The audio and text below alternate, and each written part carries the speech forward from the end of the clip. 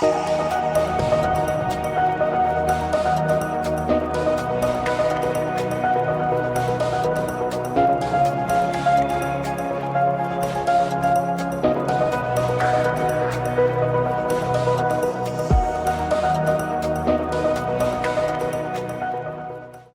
de la Bueno, Organización entonces Mundial de la Salud, por ejemplo, dicen que una de cada 5 mujeres y uno de cada 13 hombres declaran haber sufrido abusos sexuales cuando tenían entre 0 y 17 años.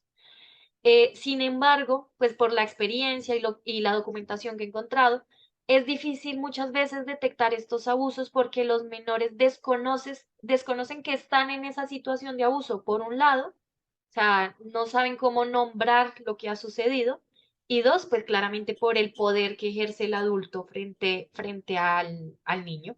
Entonces, ¿usted qué le recomienda a los padres? ¿Desde qué edad se debe enseñar a los niños a poner límites sobre su propio cuerpo y cómo abordar ese tema, digamos, en la primera infancia? yo pienso que lo primero, los niños comienzan a aprender viendo. El aprendizaje es visual. Entonces, cuando un niño está viendo al interior de su familia, al interior de su casa, que el cuerpo de los niños o el cuerpo de las mujeres no se respeta, no tiene el valor que cuando él se da cuenta y eso lo ve en los primeros años de su vida en su casa, allí comienza ese aprendizaje donde el cuerpo cobra un valor de respeto, de individualidad, Ujú. eh, pero o no, al desconocer las familias, desconocer las etapas del desarrollo, muchas veces los niños son castigados físicamente por, por no hacer cosas que ni siquiera están dentro del tiempo de aprenderlas o de madurarlas. Por ejemplo, uno ve cómo los niños reciben golpes, palmadas, gritos, porque se les derrama un vaso, es decir, un Ujú. líquido que está dentro de un vaso, o reciben a veces castigos peores porque hacen cosas que todavía no tienen por qué saber o que no tienen por qué controlar.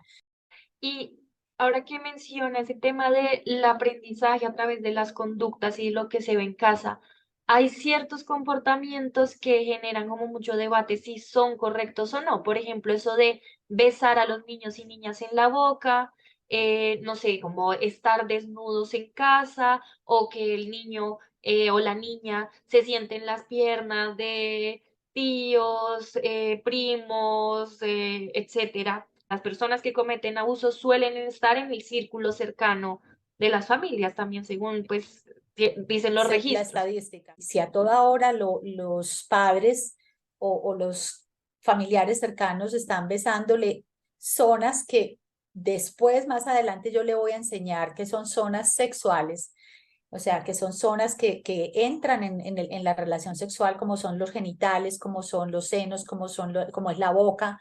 Entonces, yo le estoy creando una confusión difícil de resolver después.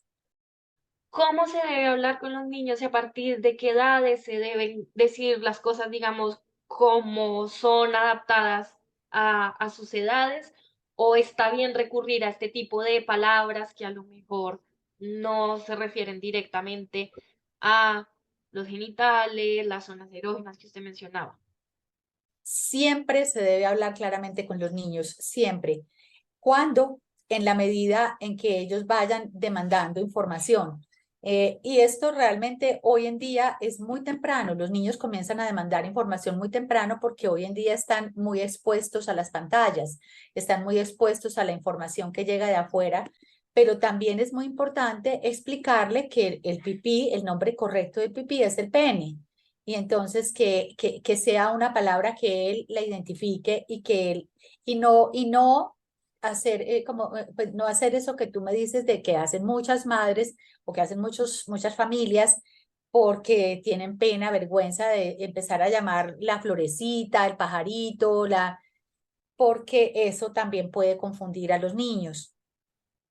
Eh, Y, y, y los abusadores aprovechan esas confusiones. Además de eso, ya una vez los niños reconocen su propio cuerpo, reconocen cómo nombrar y saber hasta qué punto puede llegar ese adulto, ¿no? En su espacio vital. ¿Cómo hacer ese monitoreo constante a los niños y niñas? ¿Es conveniente preguntarles, alguien se te ha acercado o solo esperar a que ellos, digamos, hablen del tema? Porque, como lo mencioné al principio, suele haber manipulación por parte del adulto. ¿Qué Y recomiendan ustedes?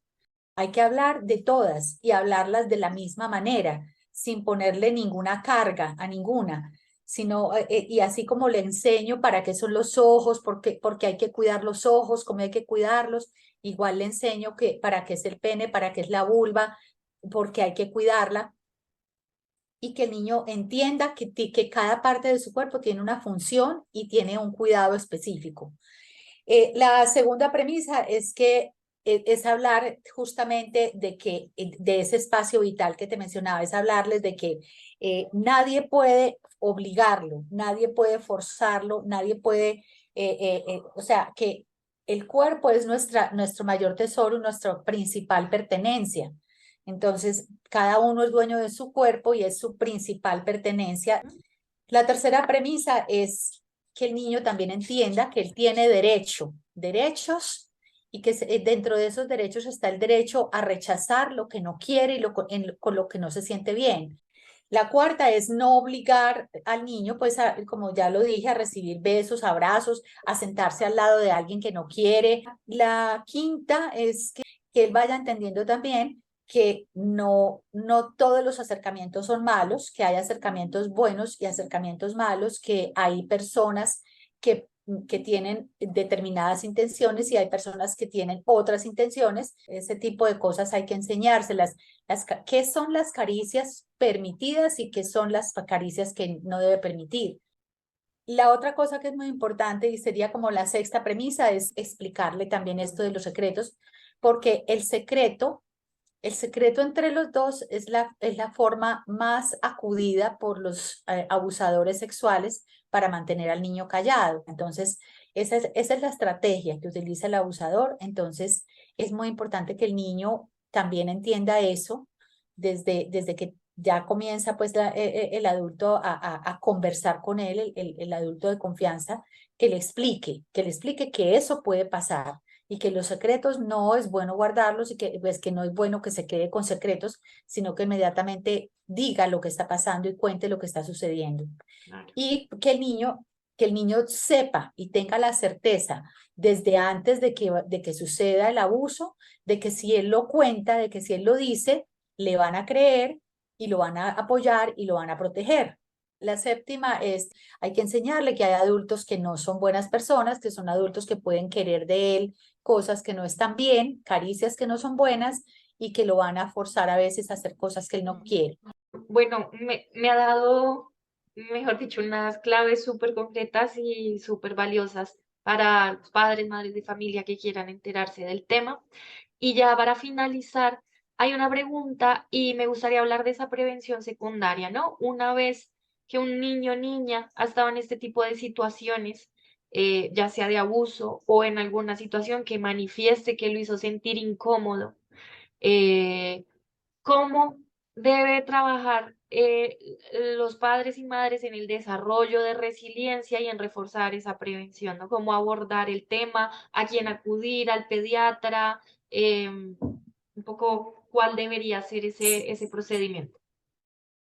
Hay que apoyarlos y ponerse a disposición. ¿Me quieres contar por qué? ¿Me quieres contar qué es lo que te hace sentir mal? ¿Por qué no quieres estar ahí? ¿Por qué te sientes mal con esta persona? Así sea una persona muy cercana, así sea su papá. Y cuando un niño no es, cuando a un niño o a una niña no se le cree, sino que se le descalifica, se le cuestiona, la mayoría de las veces su deseo de develar queda oculto para siempre. No lo cuenta, no lo dice y queda expuesto, queda más vulnerable. Para Sí, finalizar, ¿qué ruta seguir, ¿no? ¿A quién acudir? en el abuso sexual infantil es muy importante que inmediatamente se produzca un relato, una develación de una conducta abusiva, entrar en contacto con el sistema de salud. Entonces es una atención interdisciplinaria, porque debe recibir atención médica, debe recibir apoyo psicológico y debe haber un trabajador social que haga toda la evaluación del medio ambiente.